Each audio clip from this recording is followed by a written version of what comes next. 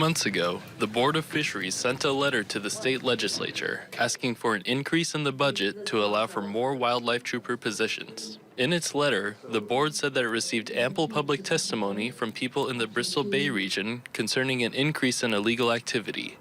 In turn, that compelled them to call for the increase in wildlife troopers. Alaska Wildlife Trooper Lieutenant and Deputy Commander Justin Rodgers spoke before the Fairbanks Fish and Game Advisory Committee Wednesday evening. We enjoyed the support of the Board of Game, Board of Fishery, Big Game Commercial Services Board, sometimes write letters on our behalf.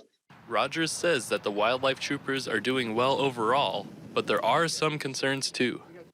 There was a day when we were hiring pilots at a fairly good rate, and that's just not happening overall anymore. When asked by a member of the public if the reason pilots are leaving the program is because of pay, Rodgers said that he could not comment, and said that while employment rates for state troopers are high overall, so is the turnover. The state troopers overall, Department of Public Safety, hired 54 troopers last year, which is the most in many, many years, but they also had 49 separations in the same year.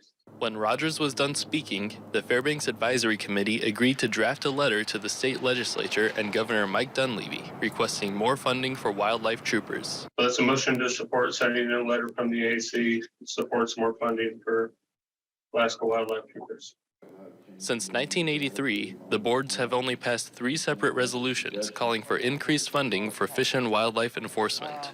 Separately, the Board of Fisheries will also hold a special meeting next week concerning a proposal for the Kuskokwim River to allow only 1 gillnet per vessel and close District 4 on Sundays there. Joe Canine, Alaska's news source.